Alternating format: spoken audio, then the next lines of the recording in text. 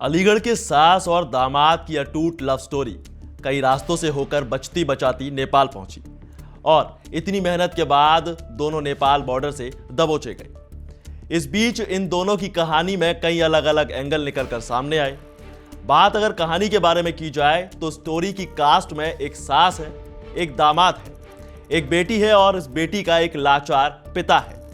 कहानी में क्या क्या होता है ये अब तक पूरी दुनिया को मालूम हो चुका है, लेकिन 9 दिन में 3 शहर घूमने के बाद दामाद के साथ भागी सास लौटकर कह रही है कि बहुत ज्यादा वायरल हो गए थे, हर तरफ हमारी ही चर्चा हो रही है, हर तरफ हमारी ही खबर थी। अब कहानी यहां जरा सी पेचीदा नजर आ रही है। कभी सास कुछ कहती है तो कभी दामाद कुछ बोलता है। अब सास यानी अनीता ऐसा क्यों कह रही है, आइए जानते हैं कहानी के इस अगली नई कड़ी में। नमस्कार, मैं हूं आपके साथ दिव्यांश वर्मा और आप देख रहे हैं वन इंडिया हिंदी। दरअसल सास अनीता कह रही है कि हम बहुत ज्यादा वायरल हो गए थे, हर तरफ हमारी ही खबर चल रही थी, जब मोबाइल खोला तो हम नजर आ रहे थे। ये कहना है अपने होने वाले दामाद के साथ घर से भागी सास का, जो 9 दिन बाद खुद ही अलीगढ़ के दादो थाने में आकर सरेंडर कर देती है। लेकिन कहा यह भी जा रहा है कि दोनों को पुलिस ने नेपाल बॉर्डर से दबोचा है और ये सारी कहानी सास पकड़े जाने के बाद सुना रही है। चलिए अब आपको यह भी बता दें कि सास और दामाद की ये जोड़ी कहां कहां गई थी। असल में पूछताछ के दौरान दामाद राहुल ने बताया कि 9 दिन पहले वो अलीगढ़ से कासगंज गए, वहां से दोनों ने बस पकड़ी और बरेली पहुंच गए। फिर वहां से सीधे बिहार के मुजफ्फरपुर पहुंचे और कुछ दिन वहीं रुके। उसके बाद नेपाल बॉर्डर की तरफ जाने के लिए प्लानिंग की। अब इतना घूमने के बाद भी दोनों ने अपना मोबाइल बंद रखा, लेकिन मुजफ्फरपुर पहुंचने के बाद मोबाइल ऑन किया गया तो देखा कि दोनों की तस्वीरें सोशल मीडिया पर वायरल हो चुकी थी। दोनों का कहना है कि हमने देखा कि हर तरफ हमारी ही चर्चा हो रही है। इसके बाद दोनों ने खुद ही लौटने का मन बना लिया। मुजफ्फरपुर से बस पकड़ी, रास्ते में मथुरा के गया कट पर उतरे और फिर प्राइवेट कार ली और अलीगढ़ पहुंच गए। वहां दादो थाने में जाकर दोनों ने सरेंडर कर दिया। अब सास ने यह भी बताया कि आखिर ये दोनों भागे क्यों थे।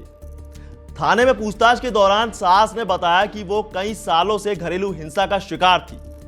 उसका पति शराब पीकर उसे रोज मारता था, उसके साथ मारपीट करता था, बात बात पर अपमानित करता था और कई बार तो घर से निकाल देने की धमकी तक दे डाली। सास ने कहा कि राहुल से उसकी बेटी की शादी तय थी।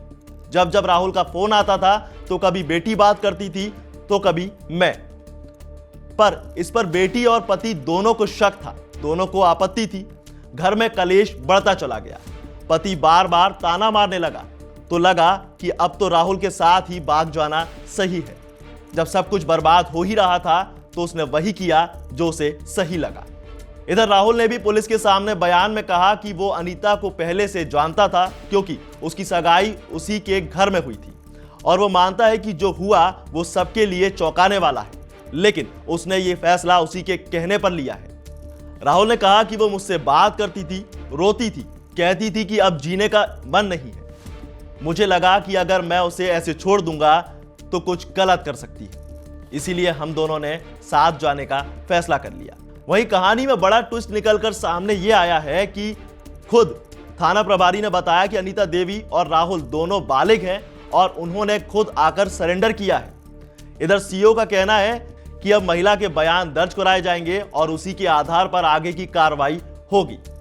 फिलहाल महिला को वन स्टॉप सेंटर भेजा गया है और वहीं मामले की जांच जारी है। तो अब देखना यह है कि अभी भी इस सास दामाद की लव स्टोरी में कोई और दूसरा एंगल बचा है या नहीं। आपको क्या लगता है हमें कमेंट सेक्शन में जरूर बताइए। साथ ही वीडियो को लाइक शेयर जरूर करिए और ऐसी तमाम अपडेट्स के लिए बने रहिए वन इंडिया हिंदी के साथ।